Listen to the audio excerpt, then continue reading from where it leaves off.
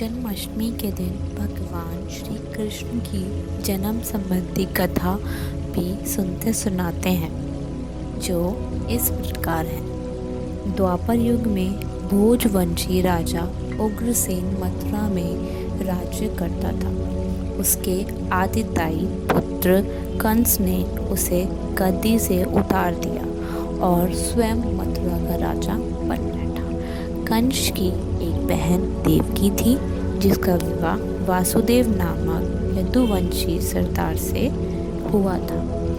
एक समय कंस अपनी बहन देवकी को उसकी ससुराल पहुंचाने जा रहा था। रास्ते में आकाशवाणी हुई, हे कंस, जिस देवकी को तू बड़े प्रेम से ले जा रहा है, उसी में तेरा काल बसता है। इसी के गर्भ से उत्पन्न 8वां बालक तेरा वध करेगा। यह सुनकर कंस वसुदेव को मारने के लिए उद्यत हो गए। तब देवकी ने उससे विनयपूर्वक कहा, मेरे गर्भ से जो संतान होगी उसे मैं तुम्हारे सामने ला दूंगी। बहनोई को मारने से क्या लाभ है? कंस ने देवकी की बात मान ली और मथुरा वापस चला गया। उसने वसुदेव और देवकी को कारागृह में डाल दिया। वासुदेव देवकी के एक एक करके 7 बच्चे हुए और 7 को जन्म लेते ही कंस ने मार डाला। अब 8वां बच्चा होने वाला था। कारागार में उन पर कड़े पहरे बैठा दिए गए। उसी समय नंद की पत्नी यशोदा को भी बच्चा होने वाला था। उन्होंने वासुदेव देवकी की दुखी जीवन को देख 8वें बच्चे की रक्षा का उपाय रचा। जिस समय वासुदेव देवकी को पुत्र पैदा हुआ, उसी समय संयोग से यशोदा के गर्भ में एक कन्या का जन्म हुआ, जो और कुछ नहीं सिर्फ माया थी। जिस कोठरी में देवकी वासुदेव कैद थे, उसमें अचानक प्रकाश हुआ और उनके सामने शंख चक्र गदा पद धारण किए चतुर्भुज भगवान प्रकट हुए।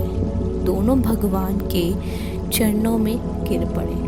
तब भगवान ने उनसे कहा, अब मैं पुनः नवजात शिशु का रूप धारण कर लेता हूँ। तुम मुझे इस समय अपने मित्र नंद जी के घर वृंदावन में भेजाओ और उनके यहाँ जो कन्या जन्मी है उसे लाकर कंस के हवाले कर दो। इस समय वातावरण अनुकूल नहीं है, फिर भी तुम चिंता ना करो। जागते हुए पहरेदार सो जाएंगे, कारागृह के फाटक अपने आप खुल जाएंगे और उफनती अथाई यमुना उनको पार जाने का मार्ग दे देगी। उसी समय वासुदेव नवजात शिशु रूप श्री कृष्ण को सूप में रखकर कारागृह से निकल पड़े और अथाह यमुना को पार कर नंद जी के घर पहुँचे।